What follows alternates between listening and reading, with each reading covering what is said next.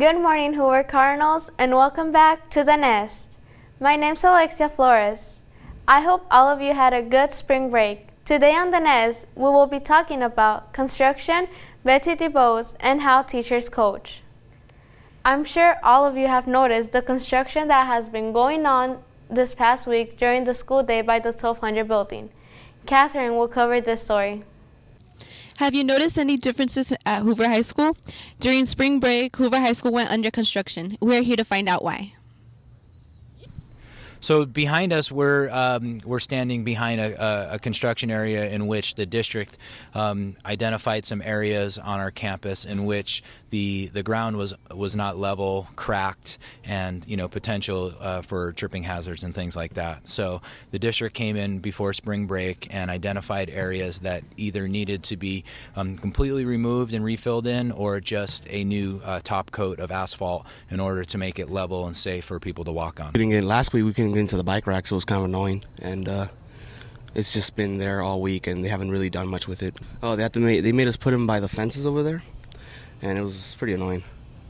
It's noisy and it's very smelly, so we have to leave all the windows closed, which then it gets pretty hot in here. And more than anything, it's just really noisy, so we have to kind of speak really loud and above all the noise outside. More than anything, it's just that.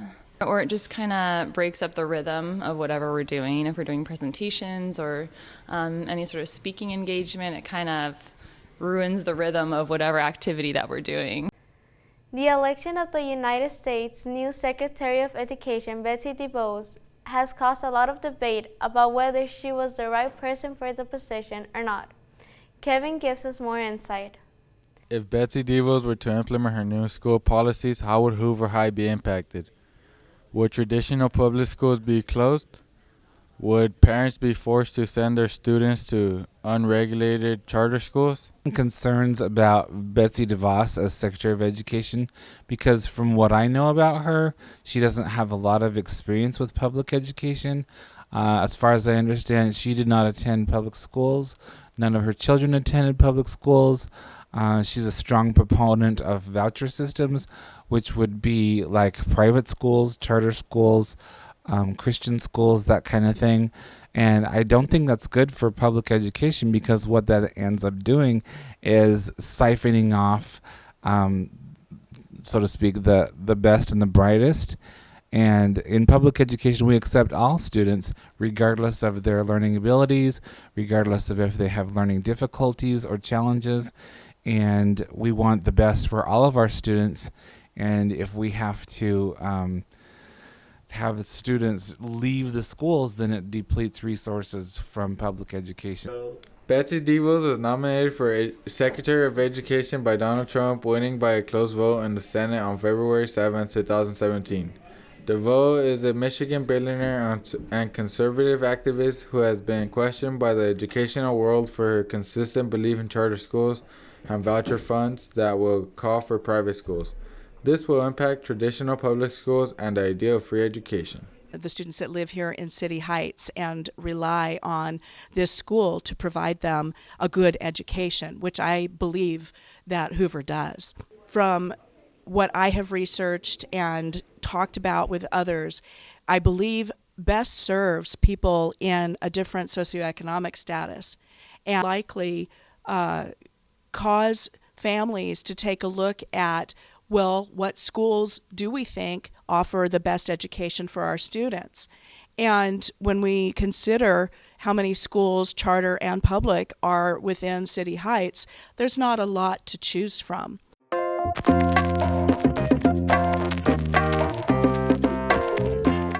Hey, welcome back to the Red Couch Conversation. I'm your new host, Catherine Christian, and today we have Mr. Irving.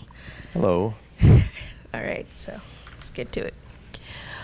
What made you want to teach ceramics? Well, I went back to school in my mid-30s to study art, and while I was studying art, I realized I needed to be able to find work as an artist, so I combined it with a teaching credential. And the last two classes I had to take for my program were ceramics. I took them in the summertime, so I was studying ceramics for 8 hours a day. And I actually went home after school one day and told my wife that ceramics teacher's got the coolest job in the world. And I feel really lucky right now that I get to teach ceramics. Do you make any other artwork outside of your class? I have and I do. Finding time sometimes is the hardest thing. But yeah, I make paintings, I make prints, and I've even built a pizza oven in my backyard, which is my favorite functional piece of art. What's your favorite art piece that you've done? My favorite ceramics art piece is one that I struggled on the most for like 3 years making and remaking. I was trying to imitate Picasso's goat sculpture, and I just did the head of the goat, and it's now mounted on the wall in my house, and I'm very proud of that one. How long have you been teaching? 16 years. I've been at Hoover since 2003. What is the most difficult part of the process of teaching art? Oh, the most difficult part of teaching art is probably just the organizing of all the materials, and at the same time having the students find a focus in a direction of what they want to do while they're learning the skills, and just managing all the supplies that are around the room, whether it's clay, water, or brushes, whatever. There's just a lot going on. Do you think that Betsy DeVos is eligible to be in charge of education? No, I think she is completely disqualified to run public education in the United States from kindergarten through university level. No. She's never worked in a public school. She's never gone to a public school. She's never been a teacher. She's never been on a board of education. Her children have not gone to public school. She has very little understanding of public schools. So no, I think she's completely disqualified. What do you think of Betsy DeVos trying to make schools God's kingdom? Well, it's very un-American. There's supposed to be a separation between government and religion, and if she means Christian God, then she's trying to impose Christian religion into public schools, which is inherently wrong.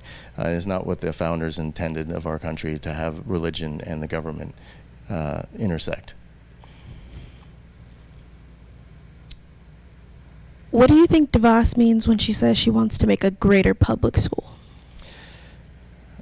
I don't know. I mean, has she ever, maybe she's visited a public school, but if she were to come to, how does she know what a better public school is if she doesn't know anything about public schools? No, I mean, no, it makes no sense to me. How do you feel about Betsy DeVos wanting to change schools into charter schools / online schools? Well, it's wrong, in my opinion. It's taking public money that is supposed to go to public schools, and it's taking it away from the public schools, which decreases what they can do, and giving it to private industry, whether it's online industry or private corporations running charter schools. It's devaluing public education and putting it into private hands, and it just doesn't. It goes against public education. Well, there you have it. That's it for this Red Couch Conversation.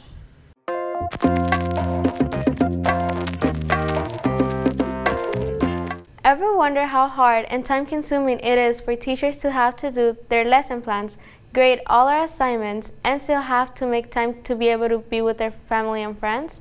Imagine how hard it is for teachers who don't just teach but coach as well. Tony will tell us more about this topic. Out of the many sports offered at Hoover, a couple of them have coaches that are also teachers here. We offer you an inside look on how they manage to do both things on a daily basis and what kind of work is put into both aspects of their lives. I coach freshman football and also the boys varsity lacrosse team. And as a coach, the big thing is to keep your students motivated and make them into student athletes.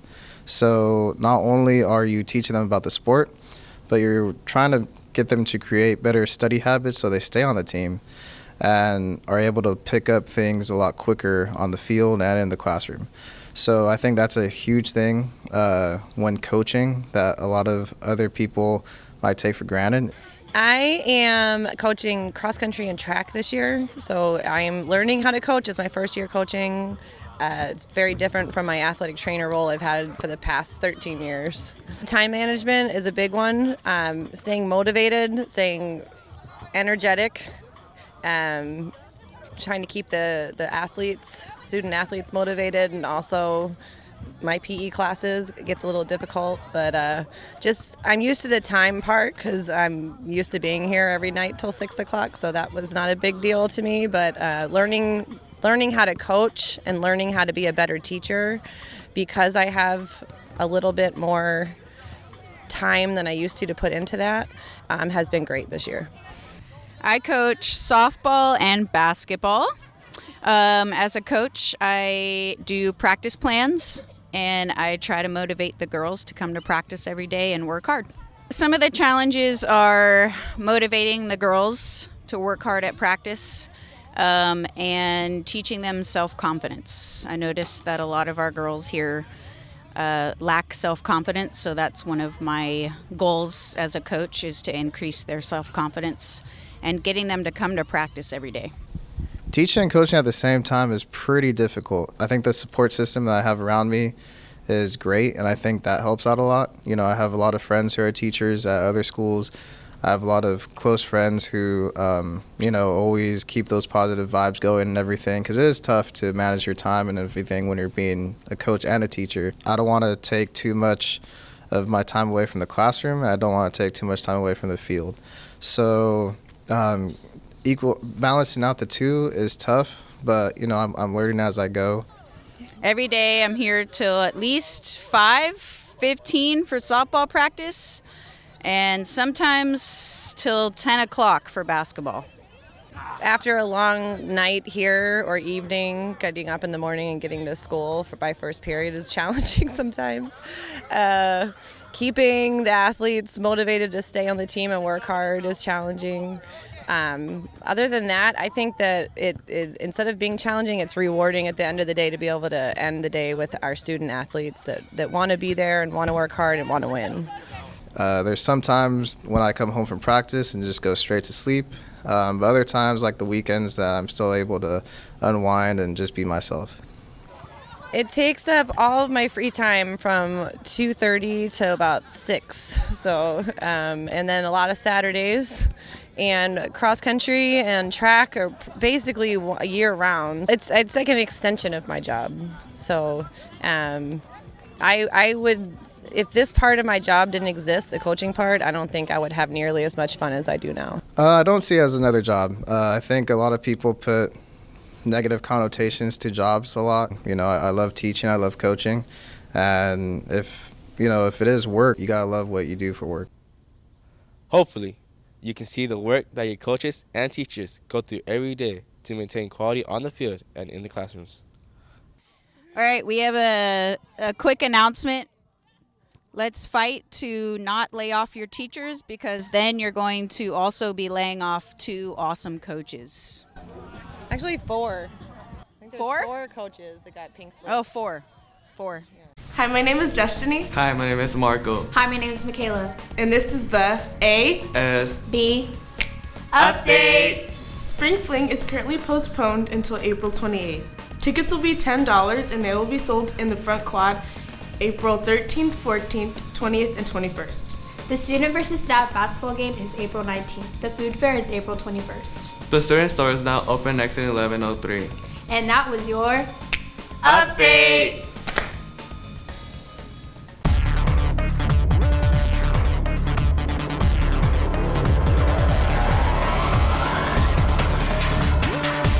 Hi, my name is Arturo Jaratapia, and this is Hoover Sports. This week we bring you varsity boys volleyball and varsity baseball highlights.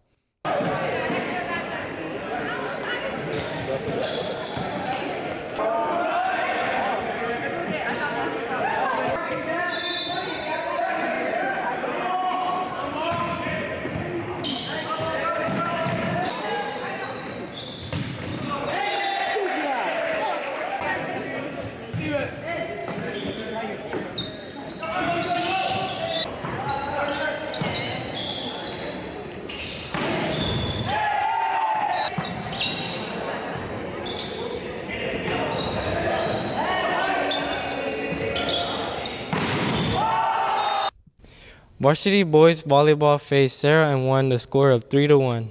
Then played against Mira Mesa, winning with the same score of 3-1.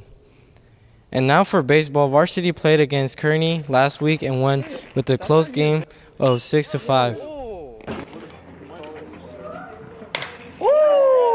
No way. Yeah, we're screwed. Let's get it! Hey, cover three! On the back! For upcoming games today at Hoover, baseball will have a game against Foothill Christian, and girls lacrosse will have a game against Mira Mesa at 3:30. Now that's it for sports today. Make sure to go out and support your Hoover Cards.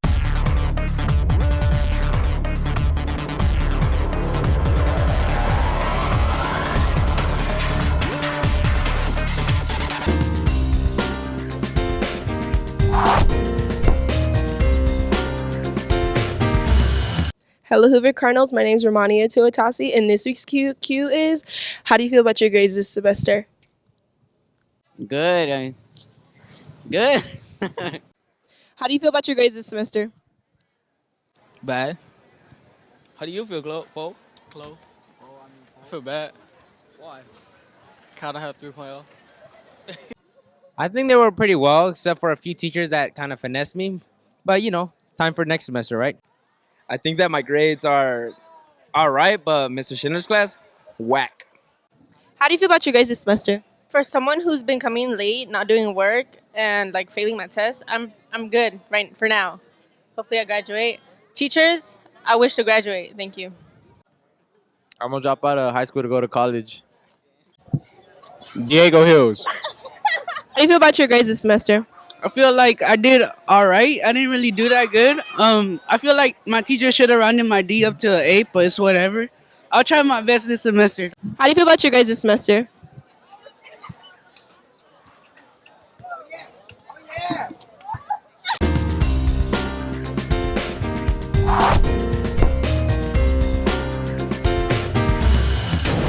Hidden Treasures, a segment in which we visit unknown and cool places in San Diego in order to share its beautiful views and historic past.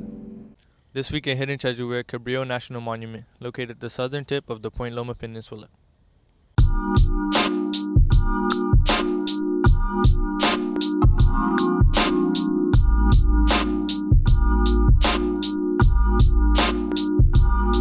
In 1542, Juan Rodriguez Cabrillo, a Portuguese explorer and navigator, became the first European to set foot on what is now the west coast of the United States.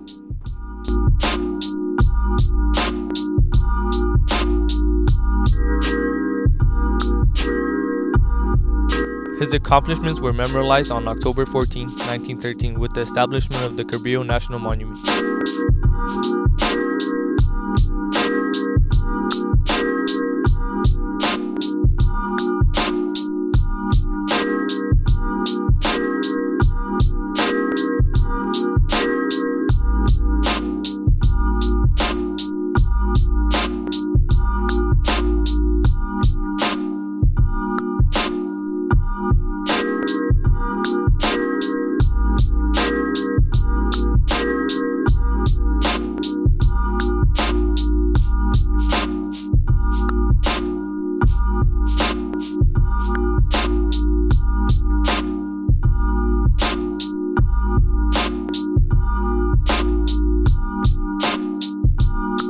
The Old Point Loma Lighthouse, built in 1854, finally began operating in 1855 and served until 1891.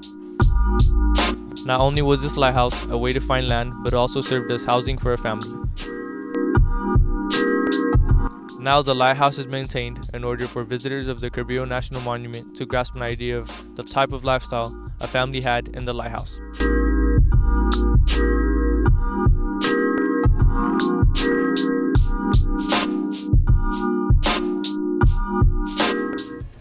Thanks for watching this week's episode of The Nest. Don't forget to follow us on Twitter at Hoover Nest and add us on Snapchat also at Hoover Nest. See you next week.